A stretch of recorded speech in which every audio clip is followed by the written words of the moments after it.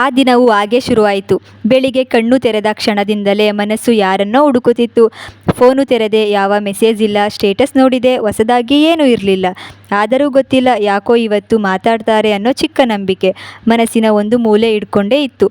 ಮನೆ ತುಂಬ ಜನ ಇದ್ದರು, ಮಾತುಗಳು ಇದ್ದವು, ಕೆಲಸಗಳೂ ಇದ್ದವು. ಆದರೆ ಒಳಗೆ ಮಾತ್ರ ಒಂದು ವಿಚಿತ್ರ ಖಾಲಿತನ. ಯಾರಿಗಾದರೂ ನಮ್ಮ ಕೊರತೆ ಅನಿಸಬೇಕು ಅಂದರೆ ಎಷ್ಟು ಕಷ್ಟ ಗೊತ್ತಾ?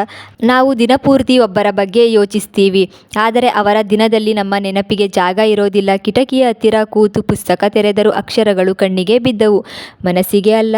ಪ್ರತಿ ಸಾಲಿನ ಮಧ್ಯೆ ಅವರ ನೆನಪೇ ಕಾಣಿಸುತ್ತಿತ್ತು.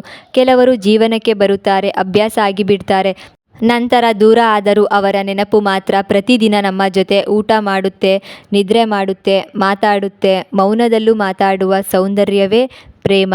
ಈ ಸಾಲು ಕೇಳೋಕೆ ತುಂಬ ಚೆನ್ನಾಗಿದೆ, ಆದರೆ ಆ ಮೌನ ಒಂದೇ ವ್ಯಕ್ತಿಗೆ ಮಾತ್ರ ಕೇಳಿಸಿದರೆ ಅದು ಪ್ರೇಮ ಅಲ್ಲ. ನೋವು ಒಂದು ಸಮಯದ ನಂತರ ಅಳೋದು ಕೂಡ ಕಡಿಮೆ ಆಗುತ್ತೆ.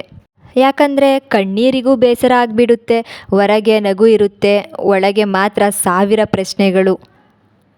ನನ್ನ ತಪ್ಪೇನು? ನಾನು ಸಾಕಾಗ್ಲಿಲ್ವಾ? ಒಮ್ಮೆ ಹಿಂದಿರುಗಿ ನೋಡಬೇಕು ಅನಿಸ್ಲಿಲ್ವಾ?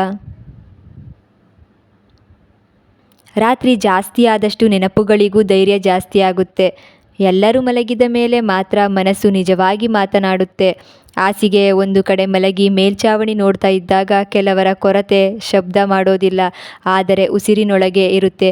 ಕೊನೆಯಲ್ಲಿ ಅರ್ಥ ಆಗೋದು ಒಂದೇ, ಕೆಲವರು ನಮ್ಮ ಜೀವನದಲ್ಲಿ ಉಳಿಯೋದಕ್ಕೆ ಬರೋದಿಲ್ಲ, ಪ್ರೀತಿಯ ಅರ್ಥ ಕಲಿಸೋದಕ್ಕೆ ಮಾತ್ರ ಬರುತ್ತಾರೆ.